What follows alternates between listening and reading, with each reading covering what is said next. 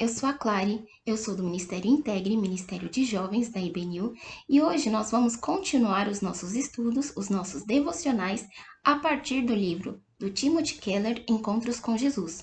Nós estamos no capítulo 8, O Mestre Obediente, e esse capítulo, ele aborda aquela passagem bíblica em que Jesus passa pelo jardim do Getsêmani. Vamos ler o texto bíblico? Mateus 26, 36 a 38. Levando consigo Pedro e os 2 filhos de Zebedeu, começou a entristecer-se e a angustiar-se.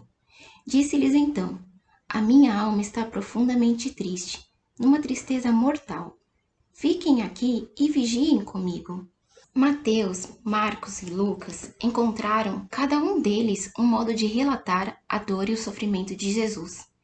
Esse sofrimento era enorme, muito além do que esperaríamos em um momento como esse. Ele experimentava uma agonia interna e mental tão insuportável que tinha a impressão de que a dor já bastaria para matá-lo bem ali, de imediato. Não só a agonia mental era intensa a ponto de ele achar que ia morrer, mas de acordo com Marcos, Jesus se surpreendeu com ela. Marcos usa o termo grego que quer dizer ser transportado para um intenso estado emocional devido a algo que causa grande surpresa e perplexidade. Algumas traduções acabam diminuindo o impacto do sentido pleno dessa palavra, traduzindo para angustiar-se apenas. Todos os escritores dos evangelhos sabiam, na época em que transcreveram as suas narrativas, que muitos dos seguidores de Jesus seriam capazes de enfrentar a morte com notável serenidade. Jesus Cristo, porém, enfrenta a morte de um modo diferente de como seus seguidores a enfrentaram. Ele não se mostra calmo ou em paz, nem mantém a atitude confiante. Qual será a razão, nesse caso, da agonia e do pavor de Jesus diante da própria morte? A resposta é: a sua morte era diferente de qualquer outra pessoa, inclusive das que ainda viriam a enfrentar. Continuando no texto bíblico, em Mateus 26, de 39 a 44, lemos o seguinte: Indo um pouco mais adiante, prostrou-se com o rosto em terra e orou: Meu Pai, se for possível, afasta de mim este cálice. Contudo, não seja como eu quero, mas sim como tu queres. Depois, voltou aos seus discípulos e os encontrou dormindo. Vocês não puderam vigiar comigo, nem por 1 hora? Perguntou ele a Pedro. Vigiem e orem, para que não caiam em tentação. O espírito está pronto, mas a carne é fraca. E retirou-se outra vez para orar. Meu Pai, se não for possível afastar de mim este cálice sem que eu o beba, faça-se a tua vontade. Quando voltou de novo, os encontrou dormindo, porque seus olhos estavam pesados. Então, os deixou novamente e orou pela 3ª vez, dizendo as mesmas palavras. O cálice não representava todo tipo de morte, mas apenas a ordenada em juízo. O emprego do termo pelos apóstolos significa que Jesus sabe da sua execução, mas o cálice significa mais do que isso. O cálice refere-se também à justa ira do próprio Deus contra a injustiça e a prática do mal.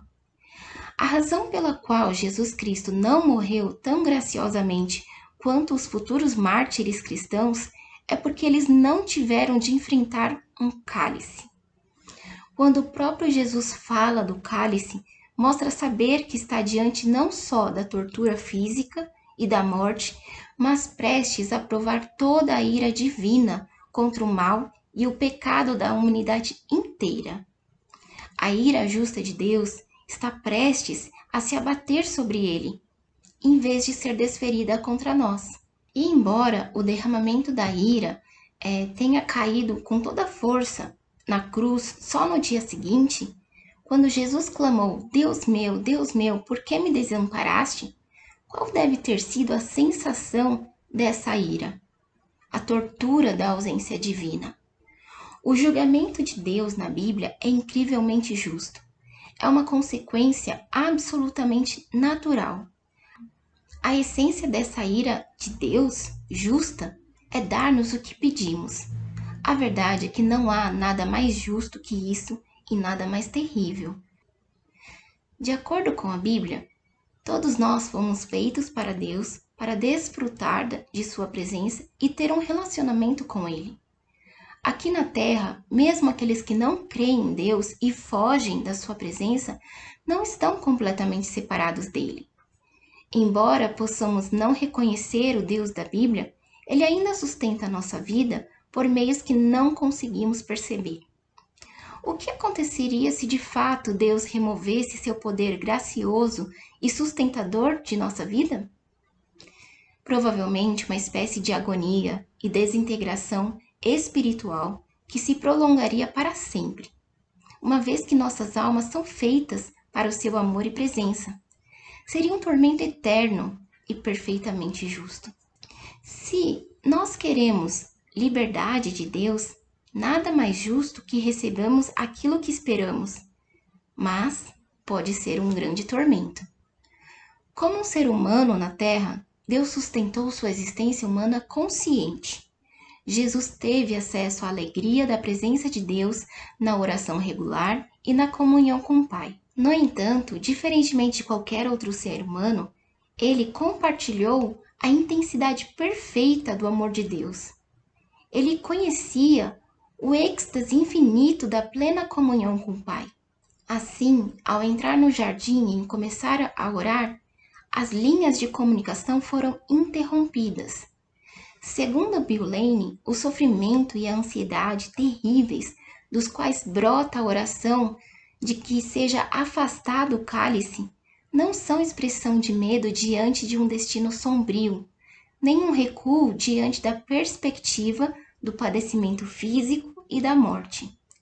Na verdade, se trata do horror de alguém que vive inteiramente para o Pai perante a perspectiva da alienação de Deus, que está implícita no juízo do pecado assumido por Jesus. Sem o Pai, sem a presença, sem a comunhão, lembrando que Jesus, ele é o Filho de Deus. A dificuldade dele era ainda maior, pois Jesus começou a experimentar não a mera ausência de amor, mas a presença da ira. E assim como o amor divino não se pode comparar, também a experiência da ira divina deve estar além da ira humana. O Evangelho de Lucas afirma que Jesus estava literalmente em agonia e acrescenta que ao orar, seu suor abundante era como gotas de sangue. Jesus estava no seu limite. Ele não estava simplesmente morrendo como qualquer pessoa morreria. Ele estava perdendo sua perfeita comunhão com o Pai por nós. E como nosso substituto, estava recebendo a ira judicial de Deus. Ao longo dos anos, os teólogos têm feito uma distinção entre os aspectos passivo e ativo da obra de Cristo. Costuma-se ensinar que, em sua obediência passiva, Jesus tomou para si a punição que nós merecíamos. Teve a morte que nós deveríamos ter morrido. E em sua obediência ativa, ele teve a vida que nós deveríamos ter vivido.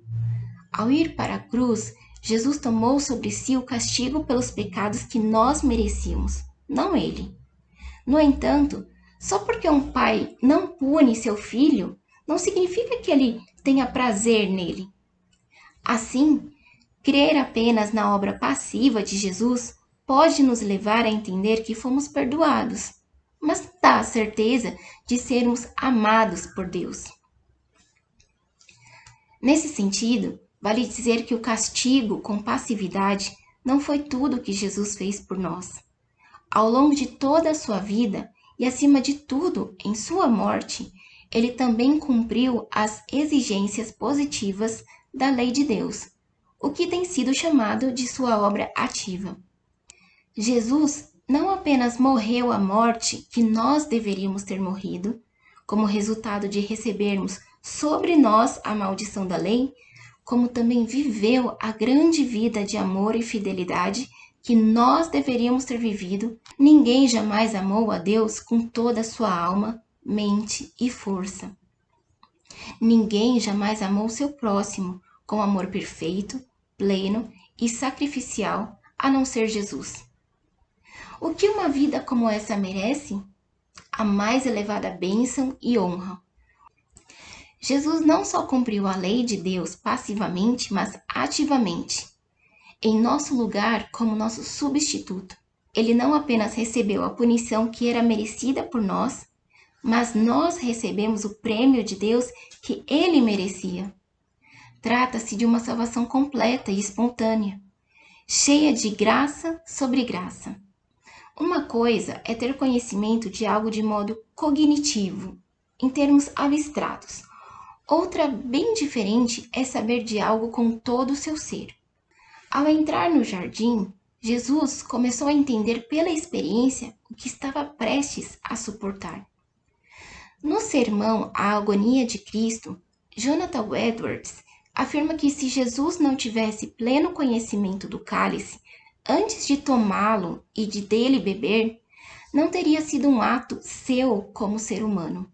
Mas quando bebeu do cálice, sabendo o que estava fazendo, seu amor por nós foi infinitamente mais maravilhoso e sua obediência a Deus infinitamente mais perfeita.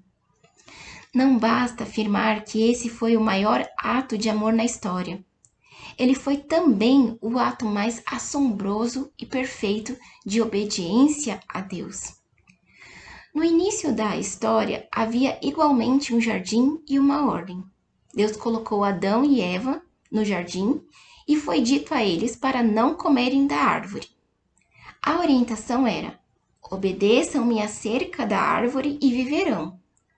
Obedeçam-me e eu os abençoarei. Mas eles desobedeceram. Agora havia um outro jardim e um segundo Adão e uma outra ordem. Se considerarmos a cruz como uma árvore, para o primeiro Adão a ordem foi: obedeça-me acerca da árvore e eu abençoarei. E Adão não fez. Mas, para o segundo Adão, Jesus, ele fala: obedeça-me acerca da árvore e eu o esmagarei. E Jesus o fez. Ele é a primeira e a última pessoa na história a quem foi dito que a obediência traria maldição. Em essência, o Pai adverte: se me obedecer, se for fiel a mim, eu o desampararei, eu o rejeitarei. E apesar disso, Jesus obedeceu. Mesmo quando estava morrendo, abandonado pelo Pai, ele o chamou de Deus meu. Palavras que na Bíblia traduzem uma linguagem de aliança e transmitem intimidade. Embora estivesse sendo abandonado, Jesus continuou obedecendo. Jesus não apenas sofreu a morte que nós deveríamos ter morrido, ele viveu a vida que nós deveríamos ter vivido. Quando cremos nele, não obtemos só os benefícios de sua morte. Não somente os nossos pecados são perdoados, como também recebemos os benefícios da obediência de Jesus. Isso significa que sua retidão nos é creditada, bem como o seu sacrifício. Quando cremos em Jesus Cristo, somos vistos como justos, como pessoas obedientes, agindo como Jesus agiu, não apenas morrendo como ele morreu.